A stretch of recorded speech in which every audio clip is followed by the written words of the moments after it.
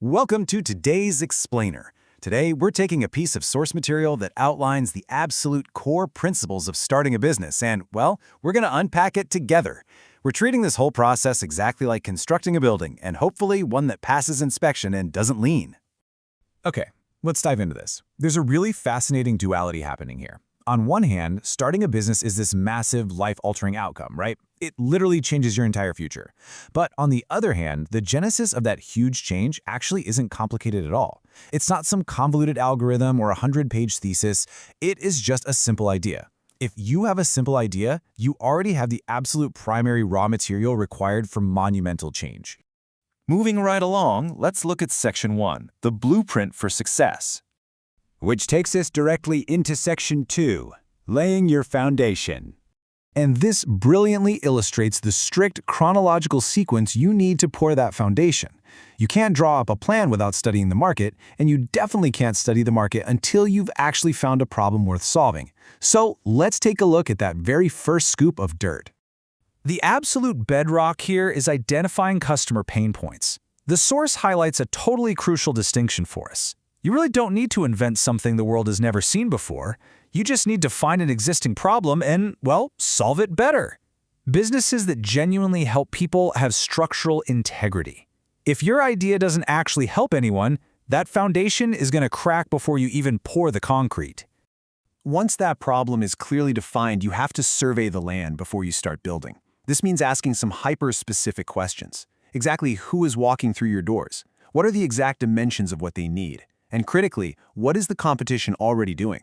Observing your competitors basically tells you where the gaps in the neighborhood are, just waiting for you to fill them. The final layer of your foundation is the business plan itself. Now, the source urges extreme simplicity here. What are you selling?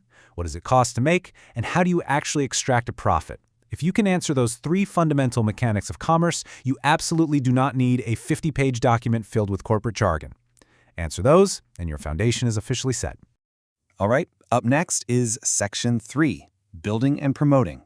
Now, what's really interesting about this slide is how it shatters a massive misconception as we move above ground. It's that whole idea that you need a huge bag of venture capital just to begin. The reality? Some of the world's most enduring empires started in a cramped little room with nothing but a laptop or a phone. You start small, using the tools you currently have in your hands. The size of your initial workspace has zero correlation with the eventual size of your business. Once those doors are open, you want to start hyperlocal.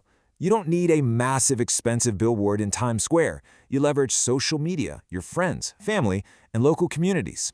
And yeah, your very first customer might literally be your mom or your former college roommate. But that's okay. You're building your audience brick by brick, starting with the people in your immediate radius. But as any good architect knows, every new building settles. There are going to be cracks. The source is very clear that early challenges are completely unavoidable. But here's the thing, mistakes aren't failures. They're just structural stress tests. Maintaining the building day in and day out and learning from those little microfractures is exactly what keeps the roof from caving in over the long haul. And that brings us to our final phase, Section 4, the power of action. So, the crucial point is that all the blueprints in poured concrete mean absolutely nothing if they just stay conceptual. The source drives home a really hard truth here. Ideas create businesses, but action creates success. You can have the most elegant, perfect schematic in human history, but if you never actually swing the hammer, it's just paper. The source material doesn't leave any room for procrastination either. The directive is simple. Start today.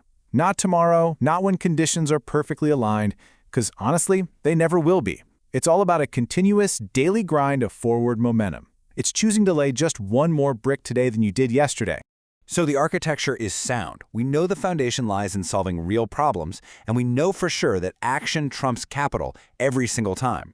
The only unknown variable left in this whole equation is you. The tools are literally right in front of you. Will you start building today?